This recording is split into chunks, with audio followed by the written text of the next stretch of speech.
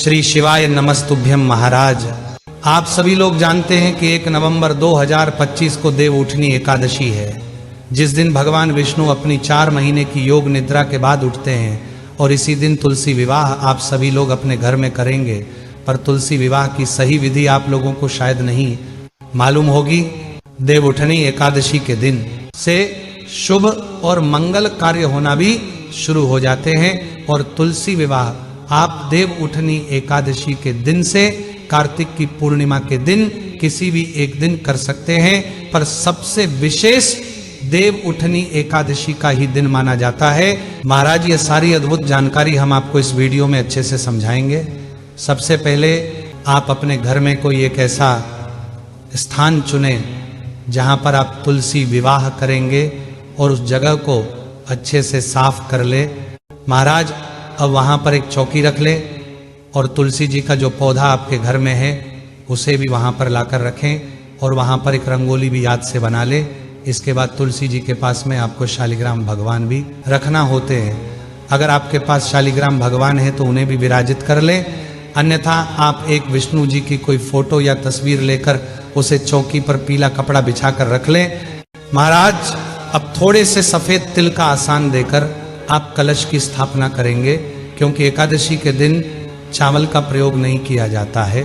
कलश में जल, सुपारी, सिक्का, हल्दी, तिल और फूल आप डाल देना और ऊपर से आम के पत्ते सजाकर नारियल रख देना। इसके बाद आप लोग गणेश जी की स्थापना करेंगे। यहाँ पर आपकी पूजन की तैयारी पूरी हो जाती है और अब हम लोग भगवान से हाथ जोड़कर प्रार्थना करेंगे कि आज हम आपका विवाह कराने वाले हैं, तो हमसे कोई गलती हो तो उसके लिए आप हमें क्षमा करें। महाराज अब सबसे पहले एक लोटे में जल लेकर हम सभी भगवानों पर थोड़ा सा जल छिड़क देंगे शुद्धिकरण के लिए। इसके बाद आप एक देसी गाय का घी का दीपक जलाकर भगवान के सामने रख देंगे। अब सबसे पहले आप गणेश जी की पूजन करेंगे, जिसमें आप उन्हें रोली कुमकुम से तिलक और जानेऊ और वस्त्र स्वरूप कलावा भी समर्पित करेंगे। इसके बाद गणेश जी को फूल और भोग भी आप समर्पित कर देना। उसके बाद आप कलश की भी पूजन कर देना। महाराज अब हम विवाह की रस्म शुरू करेंगे, जिसमें सबसे पहले हम हल्दी की रस्म करेंगे और थोड़ी सी सूखी हल्दी लेकर उसमें दूध मिलाकर उसका पेस्ट बनाकर सबसे पहले 5 बार शालिग्राम भगवान को हल्दी लगाएंगे और उसके बाद में यही हल्दी तुलसी जी को हम 5 पर वापस से लगाएंगे। यहाँ पर हल्दी की रस्म पूरी हो जाती है। महाराज इसके बाद हम लोग मेहंदी की रस्म करेंगे। उसके लिए भी आप थोड़ी सी मेहंदी घोलकर या कोण लेकर 5 बार शालिग्राम जी को मेहंदी लगाएंगे और फिर यही मेहंदी तुलसी जी को हम 5 बार लगाएंगे। महाराज इसके बाद में हम शालिग्राम जी को चंदन से तिलक करेंगे और तुलसी जी को रोली कुंकू से तिलक करेंगे। अब थोड़ी सी सफेद तिल शालिग्राम जी हम चढ़ा देंगे और इस दिन चावल का प्रयोग ना करें, क्योंकि देवउठनी का दिन रहेगा। महाराज जब शालिग्राम जी को जानेऊ और कलवा आप चढ़ाएं और तुलसी जी को चुनरी उड़ाएं। महाराज अब हम वरमाला की रस्म करेंगे, जिसमें सबसे पहले हम तुलसी जी को एक फूलों की माला छुआकर शालिग्राम भगवान को पहना देंगे।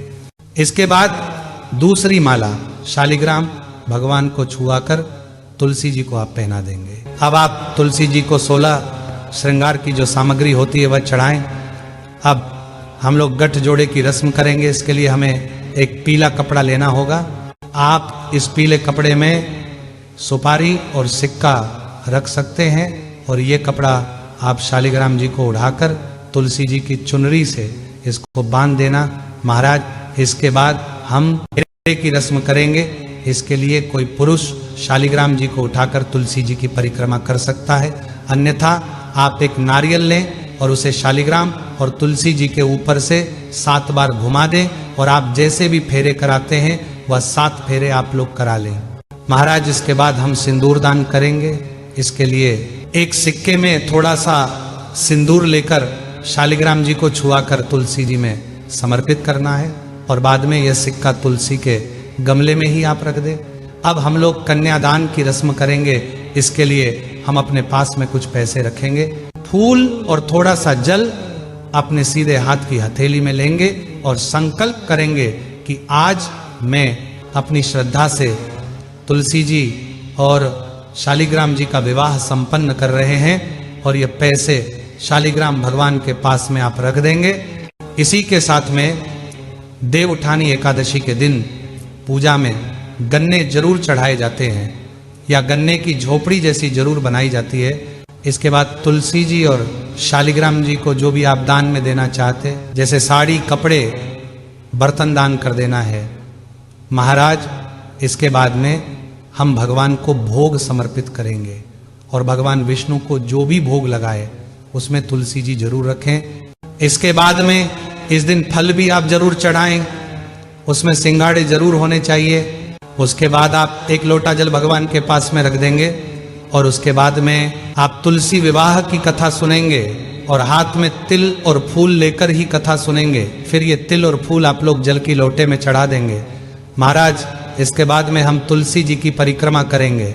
आप चाहे तो 1, 5, 7, 11 या 108 परिक्रमा भी कर सकते हैं। इसके बाद हम भगवान को धूप दीप दिखाएंगे और फिर अब हम आरती करेंगे। आरती के लिए आप अलग से कपूर जलाकर या दिया जलाकर गणेश जी, शालिग्राम और तुलसी जी की आरती कर सकते हैं और सभी भगवान से आप प्रार्थना करेंगे।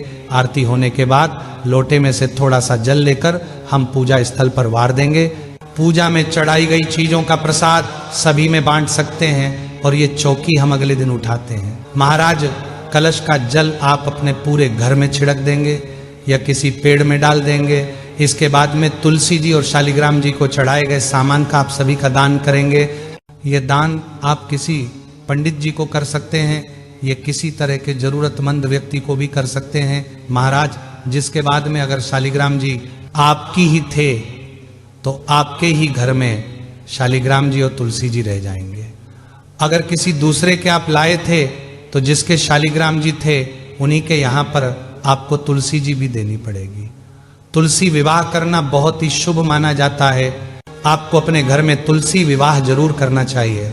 आप चाहे तो किसी पंडित जन को बुलाकर भी ये विवाह कर सकते हैं महाराज। इसी तरीके से आपको अपने घर में रहकर सरल तरीके से ये तुलसी विवाह करना है।